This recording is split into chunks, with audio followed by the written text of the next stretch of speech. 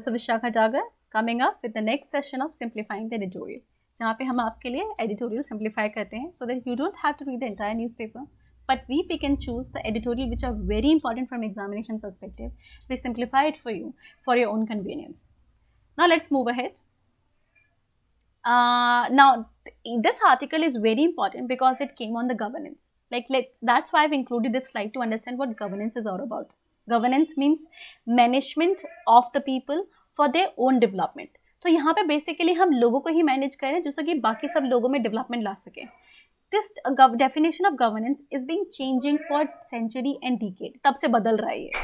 Or the present definition of governance includes that governance should be accountable, it should be transparent, it should be responsible, it should be consensus oriented, participative, inclusive, following the rule of law and efficient. इसको please याद रखें. This diagram is very important. और आप जितना ज़्यादा innovative होके diagram डाल सकते हैं उतना ही visibility of your answer will increase, and by simply one diagram you can fetch extra marks. So this is one diagram I have included for a reason. तो इस डायग्राम को ज़रूर ध्यान रखें. Now let's move ahead.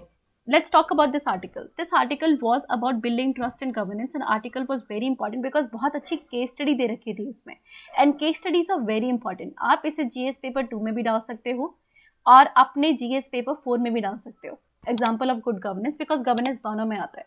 And this talk about governance की governance के लिए इंपॉर्टेंट नेसेसरी क्या है.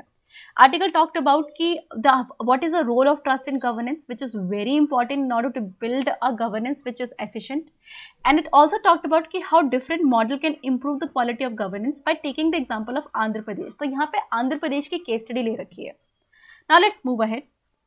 Now I said कि Indians have low social trust in governance and that's why it look to authority to enforce compliance. मतलब हमारा ना trust based participative mechanism नहीं है. हमारा कैसा है, हमारा obedience based compliance mechanism है कि हम अबाइड करेंगे अगर मतलब हमारे ऊपर डंडा लगेगा. मतलब अगर देख लिया तो करेंगे, देख लिया तो हेलमेट लगाएंगे, नहीं तो इस वजह से हेलमेट नहीं लगाएंगे कि हमारी सेफ्टी ज़रूरी है.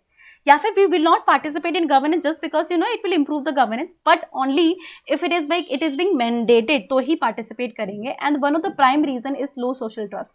And if you remember, economic survey also talked about same thing कि people are not willing to pay tax because they feel कि tax का जो पैसा है वो उनको benefit नहीं कर रहा है, उनको trust नहीं है, राइट. डायरेक्टली टैक्स गवर्नेंस और उनके बीच का जो लिंक है वो टूट जाता है, राइट ना. और दूसरा ये भी कि हायरार्की ऐसी है कि वो पे करते हैं सेंट्रल गवर्नमेंट को, उसके बाद आती है आपकी स्टेट गवर्नमेंट और फिर आपकी local self government.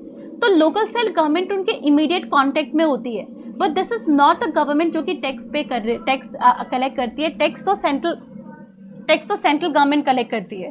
So central government collects a tax and that's why it is like यहाँ पे that's why this larger disconnection. आप डायग्राम बना सकते हैं. दिस लार्जर डिसकनेक्शन जो इमीडिएट कनेक्शन नहीं है, they feel less connection and lesser trust. तो आपका कनेक्शन और ट्रस्ट दोनों ही टूट जाता है आपका, राइट ना. So low social trust is actually the one of the reason जिसके से गवर्नेंस बहुत इम्पैक्ट हो रही है. Now the entire model where the citizen have low trust, corruption makes this worse. The corruption is actually corruption is worse paying a bribe, and और India का form of corruption और भी बुरा है because वहाँ क्या है, चाइना के मॉडल में क्या होता है. This is like example. In Chinese model there is ये आपका सिटीजन हो गए और ये आपकी होगी गवर्नेंस. व्हेन यू पे bribe to a government they actually pay efficiently. आपको कम से कम गवर्नेंस तो मिल जाती है. अब आता है थोड़ा इंडिया का मॉडल. इंडियन मॉडल में देखेंगे देयर इज पीपल और यहाँ आपके गवर्नेंस हो गए. यहाँ पे अगर आप ब्राइब भी पे करते होगे ना तो भी शायद आपको गवर्नेंस ना मिले. So this is like worse. तो 3 प्रॉब्लम हो गई यहाँ पे. पहली बात लो सोशल ट्रस्ट है, दूसरी बात करप्शन सिचुएशन को और एग्जैजरबेट कर देता है, और तीसरा even corruption is not helping you.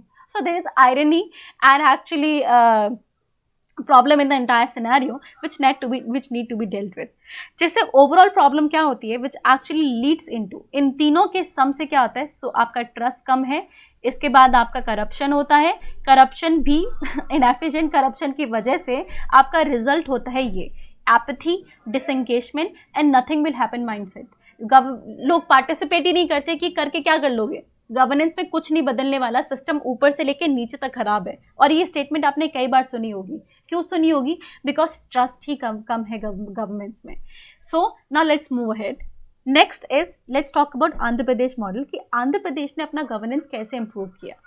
Andhra Pradesh participated with e-governance foundation, it partner with government. यहाँ पे एक ये ऑर्गेनाइजेशन और गवर्नेंस ने आपस में पार्टिसिपेट किया to roll out a citizen service delivery platform पूर्वसेवा।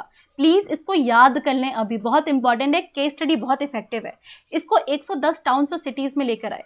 अब इसका इम्पैक्ट क्या हुआ, सबसे पहले इसका मॉडल समझते हैं। मॉडल में क्या हुआ, they came up with complain process. Simply इन्होंने बस फीडबैक मैकेनिज्म इंप्रूव कर दिया। This is governance, this is people. और यहाँ पे जब फीडबैक दें तो गवर्नेंस अगर रिस्पॉन्ड करती है तो लोगों का मोराल बढ़ जाता है पार्टिसिपेशन का।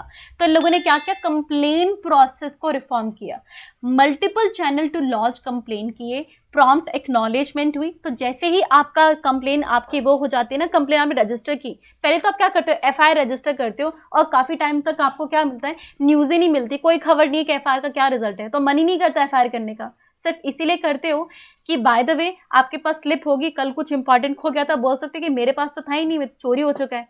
इसलिए नहीं कि आपको कोई प्रॉम्प्ट रिस्पॉन्स मिलने वाला है। So first is multiple channel to launch complain. एक जगह नहीं सुन रहा है तो दूसरी जगह जाके कंप्लेन कर पाओ, which is first important thing, multiple channel to launch complain. Next is prompt acknowledgement. क्या होता है, कंप्लेन करते ही आपको एक रेफरेंस नंबर मिल जाता है और साथ में आपको एसएमएस नोटिफिकेशन आती है। And that actually notification comes at E stage, कि अब देखिए आपकी कंप्लेन यहाँ से अब रेवेन्यू डिपार्टमेंट के पास चले गई है, रेवेन्यू से आपका अभी लोअर अभी जूनियर ऑफिसर से सीनियर ऑफिसर के पास चली गई है, सीनियर ऑफिसर से देखिए आपका अब फाइनली ईच स्टेज, कि अब फाइनली आपका मतलब दी पर्सन हैज़ बीइंग एडमॉनिश या जो भी हुआ है, और आपका जो राशन आपको टाइम पे मिलना था या जो आपको जो आईडी आपको मिलना चाहिए था वो आपको 15 दिन में आपके पास पहुंच जाएगा।